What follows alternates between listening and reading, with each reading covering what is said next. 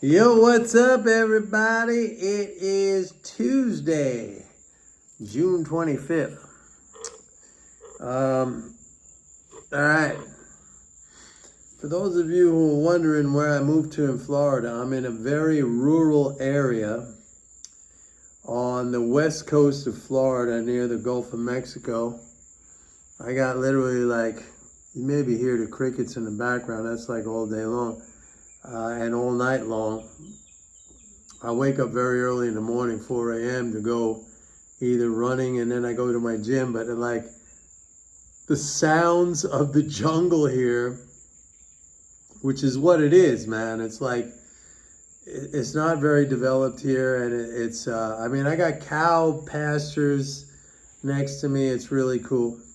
For a guy who grew up in the big city, and this is funny because maybe I've been thinking for my whole life, maybe I've been denying myself what I really wanted, thinking oh man, I'm a city guy, New Yorker, tough, whatever. But I love the nature, man. I love the nature. And I found my home, man.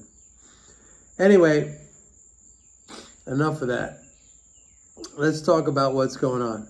I see now this is very interesting because actually I love it because it's another one of these things that we could bet against, because I've always told you guys that bet against ignorance, bet against lack of understanding, bet against emotion, okay? And I've seen a resurgence in this kind of debt doomsday prophecies, okay, predictions, forecasts, like they're talking about the debt. I've seen it everywhere. It's always there. We know it's always there, but it's been popping up now more recently, and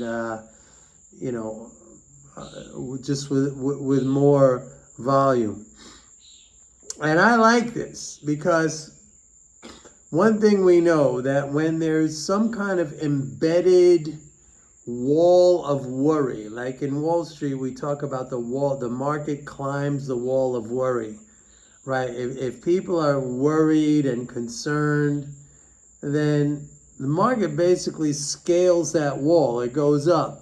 And the opposite is true. When everybody is happy and euphoric and things are never going to end, that's when we get the downturns. Of course, I look at fiscal flows, I look at sentiment, but right now, when I see this preponderance of debt phobia, and you have to understand, for those of you who are new to my channel, let me just explain what this is. When they talk about the deficit, when they talk about the debt, the deficit of the government equals the surplus of the non-government. In other words, when the government spends its own money, US dollars, that is transferred to the non-governmental sector here and rest of the world. In other words, people get Social Security checks, the Department of Defense gets money, all kinds of things, okay? So that accumulates as positive balances in the accounts of the non-governmental sector. Now, I admit that's not equally distributed, okay? And if you want to argue with me about that, I'm on your side. But I'm not in charge, okay? If I was in charge, I would do things a lot differently. And I spoke about this yesterday, how a lot of these new transfers this year are going to people who already have money. And I think that's outrageous, okay? Don't think I think that's cool. I don't think that's cool. But to cry about the deficit is just a red flag that you don't understand what that is. And to cry about the debt is another big red flag, which is pretty much universal, except maybe for some people who watch this channel. that just shows that you don't know what this is. That is a transfer.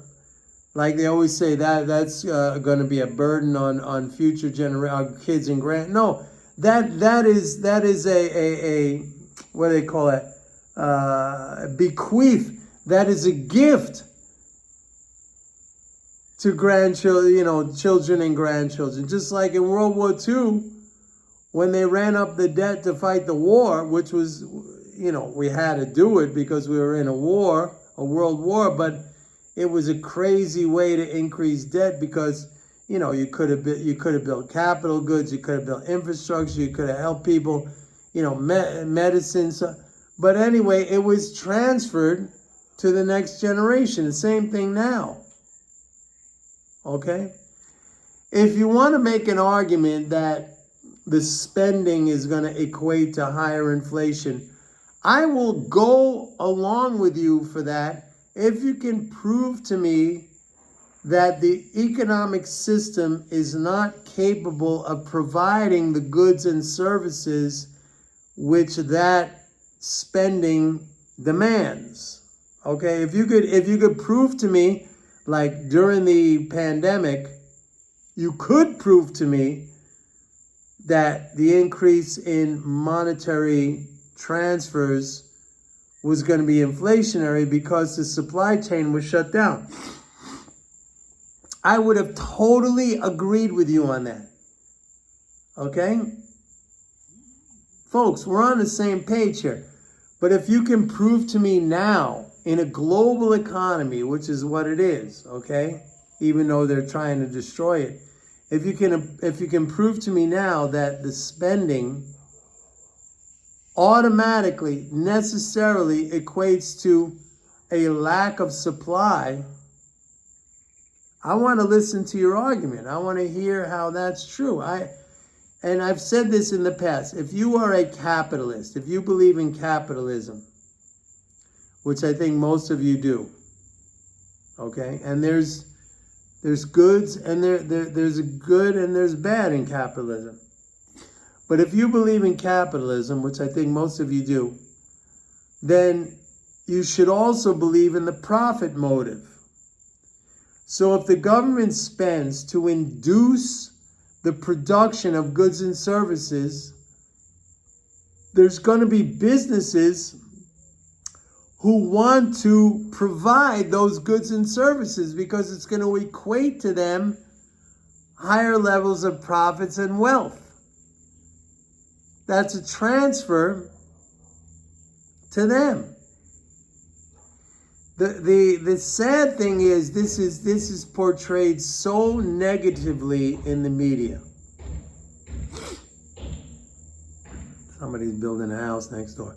All right, let me get on to the markets. We have seen a kind of it's a funny market environment because one day the Dow is up and the Nasdaq is down. One day the Nasdaq is up and the Dow is down. The S&P is kind of sitting static. Let me explain what that is, okay? That is, again, short-term emotional thinking. That is, one day they perceive the Dow stocks as being interest rate sensitive. One day they perceive the NASDAQ as being NVIDIA sensitive, okay, because that's the rage right now. And you could see the pattern of behavior. Bump, bump, bump, bump, back and forth, back and forth. Here's what I'm telling you guys. Don't pay any attention to that. And if you're trying to chase that, like one day NVIDIA is up, one day the Dow is down, one day the Dow is up, one day NVIDIA is down, you're an idiot. NVIDIA, idiot. The best thing to understand is that the economy is slowing down, which it is. There's going to be buying opportunities in really good names. You have to control yourself. You have to have discipline. And if you're jumping in and jumping out, you're probably getting chopped up like crazy, and you deserve to be chopped up like crazy If you came to this channel, you know that's a lot of what I talk about, like trading behavior. Nobody tells you that. They talk about, buy here, sell here. And I've said many times, like, you cannot follow somebody else. People say, well, let's see your track record. A track record. I would say, like, it's useless information to you because you are not me. You don't have my risk tolerance. We're different emotionally. It's all about you and controlling your behavior. It's not about what somebody else does. Even, I don't know if you saw this thing with Tom Brady when he was inducted into the Patriots Hall of Fame. And he was talking about, it's not about being better than everybody. It's about being the best you can be. And he was. And not only was he the best he could be, that ended up to be the best of anybody. See what I'm saying? So, like, don't compare yourself to other people. Everybody's different. What's your track record? Okay, here, if I gave you you would not be able to copy that. We're different, man. It's of zero value to you. Zero. Be the best who you can be. Maybe you're not going to be Warren Buffett. Maybe you will be Warren Buffett. It doesn't matter. You could still have a nice life and accumulate nice assets. I'm telling you, I'm giving you the formula. Every day I give you the freaking formula. You know what I'm saying? So, what is this market environment like where we are in an economic slowdown? It means you're going to have many, many more opportunities to buy your favorite stocks on a decline. And you should be happy about that. If you're sitting there thinking, oh, it's got to go up every single day, otherwise I'm depressed, you're nuts. You got to change that mentality, man. Like I said so many times, the market will take everything away from you if you let it, but it will also give you everything. I just bought a new house. It's not new construction, but I bought a house with market profits. Didn't cost me anything, basically. And that's not to brag. It's just to say everybody can do this, man. Everybody can do this. Control yourself. Patience. Discipline. Be quiet. Don't feel like you need to be involved all the time. Some of the best advice I ever heard from really, really smart people is like, don't talk. Shut up. Just listen. People want to talk. They want to inject their opinions. Shut up. The same thing here. Stay quiet. I've used the analogy of the crouching lion in the jungle, waiting for the prey to come by. The leopard, the panther in the jungle. Be like that. Emulate those beasts. They're the kings, man. They're the top. You want to be the king. You want to be the best. I want to help you. I totally want to help you. But the first derivative comes down to you, man. Comes down to you. Anyway, I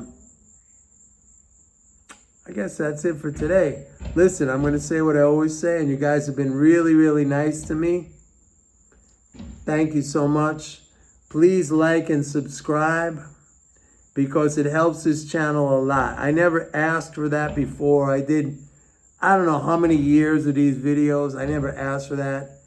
And from what I understand, you got to ask for that. So I'm asking you guys, please like and subscribe if you choose to. If you hate it, okay, fine.